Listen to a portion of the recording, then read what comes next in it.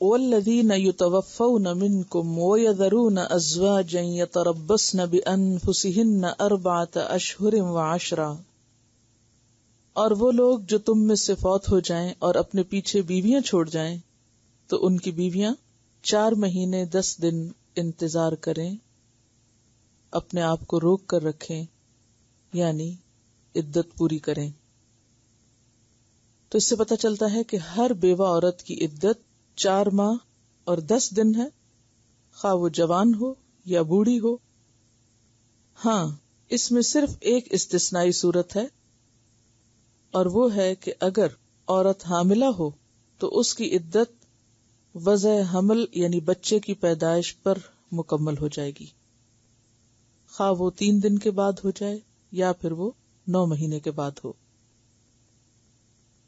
عدت گزرنے کے بعد فَإِذَا بَلَغْنَ أَجَلَهُنَّ، جب وہ اپنی مدت کو پہنچ جائیں، عدت پوری کر لیں، فَلَا جُنَاحَ عَلَيْكُمْ فِي مَا فَعَلْنَ فِي أَنفُسِهِنَّ، تو پھر تم پر کوئی گناہ نہیں جو بھی وہ اپنے بارے میں فیصلہ کریں بالمعروف، بھلے طریقے سے، یعنی دوسری شادی کا۔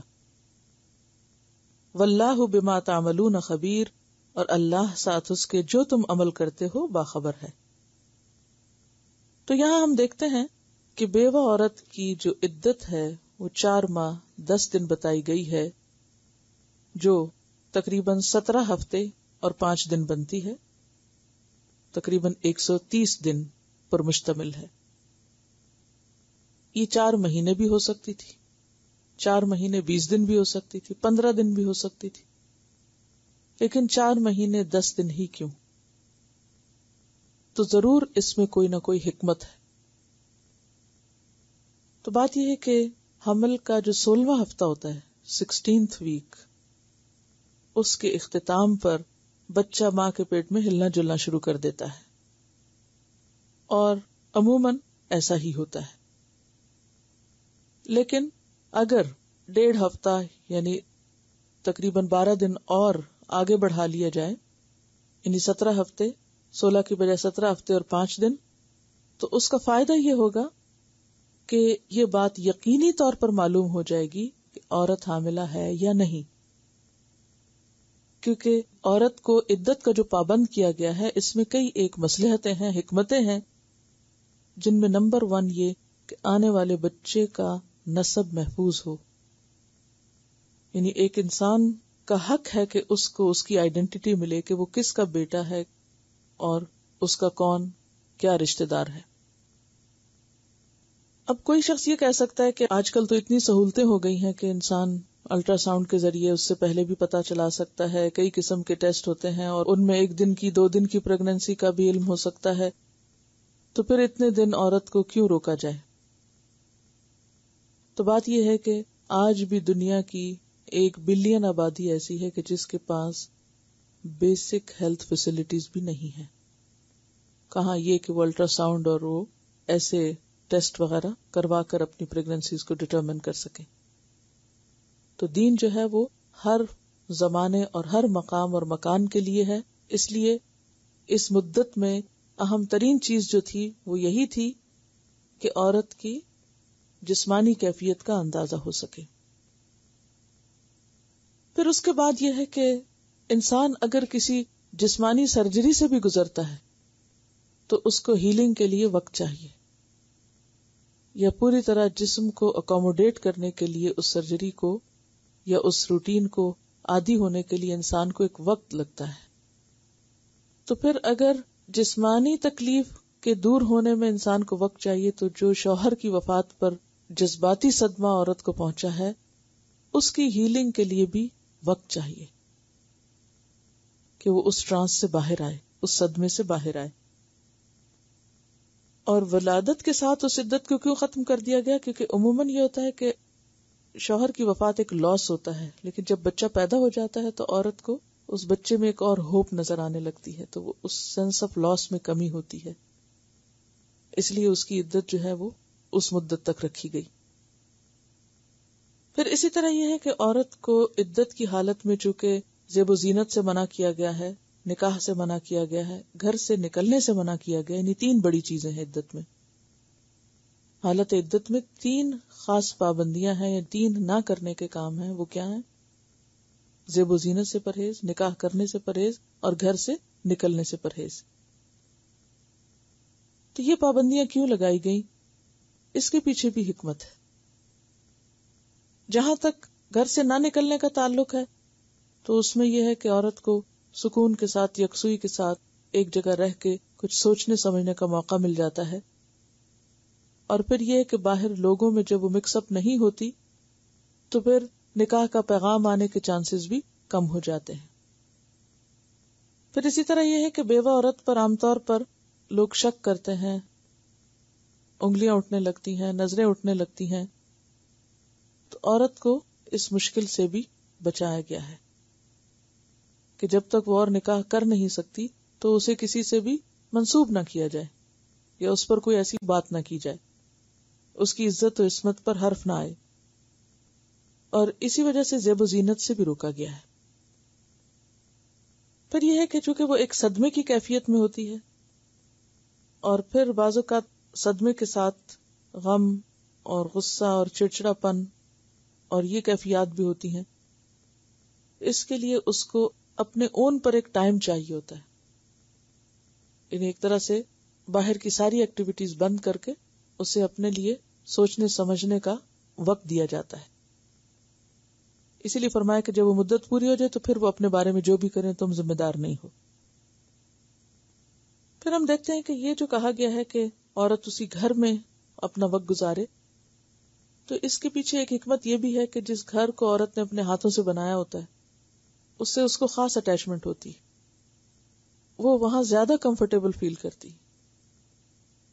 عام طور پر بھی آپ دیکھیں کہ بے شک آپ کہیں سیر و تفریح کے لیے جائیں یا کسی کے گھر بھی مہمان بن کر جائیں تو کیا ہوتا ہے؟ کیا آپ اسی طرح کمفرٹیبل فیل کرتے ہیں، ریلیکسڈ ہوتے ہیں جس طرح آپ اپنے گھر میں ہوتے ہیں؟ نہیں ہوتے. یعنی ایک مجبوری ہوتی ہے انسان کی کہ وہ اپنا کام پورا کرے اور پھر واپس لوٹے. وہ راحت و آرام اور آزادی جو اپنے گھر میں ہوتی وہ کہیں بھی نہیں ہوتی. انسان ایک طرح سے بندھا ہوا ہوتا ہے. تو ایک عورت جس کا شوہر چلا جائے، اگر اسے یہ کہا جائے کہ وہ گھر بھی چھوڑ دے اور وہ چھوڑ کے کہیں اور چلی جائے تو یہ اس کے لیے دوہرے صدمے کے برابر ہے. تو یہ ایک طرح سے عورت کے حق کو پروٹیکٹ کیا گیا. بعض لوگ سمجھتے شاید ان پر جبر کیا گیا، پابندی لگائی گئی، ان کو روکا گیا. نہیں. ایک حدیث میں آتا ہے کہ ایک خاتون نے اپنے خاوند کی وفات کے بعد اپنے میکے جانے کی اجازت مانگی تو آپ نے فرمایا امکثی فی بیتک حتی یبلغ الکتاب اجلہ، تم اپنے اسی گھر میں رہو یہاں تک کہ عدت اپنے میعاد کو پہنچ جائے. یہ بھی ہوتا نا عام طور پر عورت نہیں بھی جانا چاہتی تو میکے والے کہتے ہیں اب تمہارے لیے کیا رہا یہاں، چلو تم ساتھ چلو.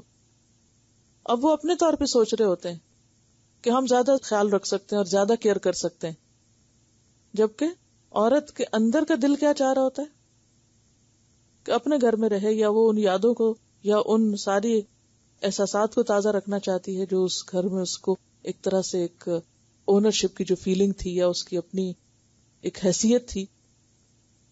تو اس لیے اس میں بہت بڑی حکمت ہے کہ اس کو اسی گھر میں رہنے کے لیے کہا گیا. اور اس میں صرف یہ نہیں کہ اس عورت کو پابندی لگائی جا رہی بلکہ اس کو حکم دے کے باقی آس پاس کے لوگوں کو بتایا جا رہا ہے کہ یہ اس کا حق ہے، اس کو یہیں رہنا ہے. بعض اوقات کیا ہوتا ہے ایک شخص فوت ہوتا ہے فوراً لوگ تقسیم کی باتیں کرنے لگتے ہیں، گھر ڈیوائیڈ کرو، یہ کس کے نام ہوگا، یہ فلاں کا ہے، اب وہ فلاں اس میں آنا چاہتا ہے، یہ فلاں بچے کے نام کا ہے. اب وہ بیٹا اور بہو صاحبہ تیار کھڑی ہیں کہ کس وقت یہ ماں نکلے اور یہ گھر ہم قبضہ کریں. تو اس میں آپ دیکھیے کہ کتنی بڑی حکمت ہے کہ اس عورت کو وہاں اپنی جذباتی اور جسمانی اور روحانی کیفیت سے آہستہ آہستہ باہر نکلنے کے لیے ایک موقع دیا جا رہا ہے. اور باقی وہ رسا اگرچہ اس گھر پہ اوروں کا بھی حصہ ہے یا حق ہے یا کسی کے بھی نام ہے، لیکن اس کو ابھی اس غم سے نکلنے دو، اسے سکون لینے دو، اسے فیصلہ کرنے دو، اسے پلان کرنے دو کہ اب اس کو آئندہ زندگی میں کہاں جانا ہے، کہاں رہنا ہے. لہٰذا یہ اس کا حق ہے کہ اسے وہاں رہنا ہے، اسے رہنے دو. اور جہاں تک عدت میں خوشبو وغیرہ لگانے کا تعلق ہے تو اس میں واضح طور پر حدیث آتی ہے. حضرت ام عطیہ کہتی ہیں کہ ہمیں کسی بھی میت پر 3 دن سے زیادہ سوگ منانے سے منع کیا گیا. سوائے خاوند کے جس پر 4 ماہ 10 دن سوگ منانے کا حکم تھا، اور حکم یہ تھا کہ ان دنوں میں نہ ہم سرما لگائیں، نہ خوشبو، نہ ہی رنگے ہوئے کپڑے پہنے، یعنی زیب و زینت اختیار نہ کریں۔ رنگے ہوئے کپڑے سے مراد یہ بہت کلرفل اور بہت کڑھائی والے اور زیب و زینت والے وہ کپڑے نہ ہوں، اور اسی طرح پرفیوم وغیرہ نہ لگایا جائے اور میک اپ نہ کیا جائے، الا یہ کہ ان کی بناوٹ ہی رنگین دھاگے کی ہو، یعنی کپڑے کا رنگ ہی رنگین ہو، پینٹنگ وغیرہ نہ ہو۔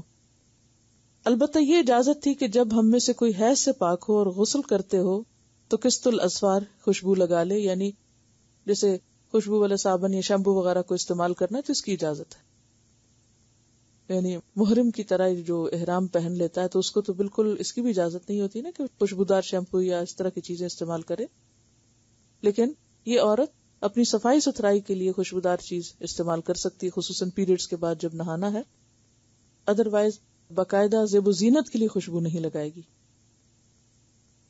نیز ہمیں جنازے کے ساتھ جانے سے بھی منع کر دیا گیا تھا۔ نبی صلی اللہ علیہ وسلم نے فرمایا، کسی عورت کو جو اللہ اور یوم آخرت پر یقین رکھتی ہو جائز نہیں کہ کسی میت پر 3 دن سے زیادہ سوگ کرے، بجز اپنے شوہر کے جس پر اسے 4 ماہ 10 دن تک سوگ منانا ہے۔ حضرت زینب بنت ابی سلمہ کہتی ہیں کہ میں نے اپنی والدہ ام سلمہ کو یہ کہتے سنا ہے کہ ایک عورت نبی صلی اللہ علیہ وسلم کے پاس آئی، کہنے لگی کہ میری بیٹی کا خاوند مر گیا ہے، اب اس کی آنکھیں دکھ رہی ہیں، کیا ہم اسے سرما لگا سکتے ہیں؟ آپ نے فرمایا نہیں۔ پھر اس عورت نے دوبارہ وہی سوال کیا، آپ نے فرمایا نہیں۔ تیسری بار سوال کیا تو آپ نے نفی میں جواب دیا۔ پھر فرمایا کہ اسلام میں تو عدت اور سوگ کا زمانہ صرف 4 ماہ 10 دن ہے، جبکہ جاہلیت میں تو یہ عدت پورا 1 سال تھی۔ یہ دور جاہلیت میں عدت کا وقت 1 سال تھا، اور سال گزارنے کے بعد عورت اونٹ کی مینگنی پھینکتی تھی۔ راوی نے زینب سے پوچھا، یہ زینب حضرت ام سلمہ کی بیٹی، یہ اونٹ کی مینگنی پھینکنے کا کیا قصہ ہے؟ وہ کیوں پھینکتی تھی دور جاہلیت میں؟ یہ جو ہیں یہ راوی اب یہ بعد کے ہیں، دور اسلام میں پیدا ہوئے، اس لیے ان کو نہیں معلوم کہ وہ دور جاہلیت کی رسمیں کیا تھیں۔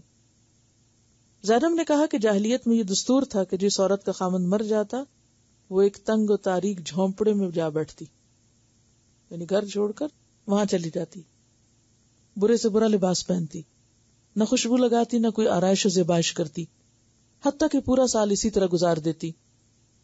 سال گزرنے پر اس کے پاس کوئی جانور مثلا گدھا یا بکری یا کوئی پرندہ لاتے جس سے وہ اپنی شرمگاہ رگڑتی، کبھی وہ جانور مر بھی جاتا، اس کے بعد اسے اونٹ کی مینگنی دی جاتی جسے وہ اپنے سامنے پھینکتی، اس کے بعد وہ خوشبو وغیرہ لگا سکتی تھی۔ تو بات یہ ہے کہ یہ کتنے عجیب و غریب قسم کے دور جاہلیت کے طریقے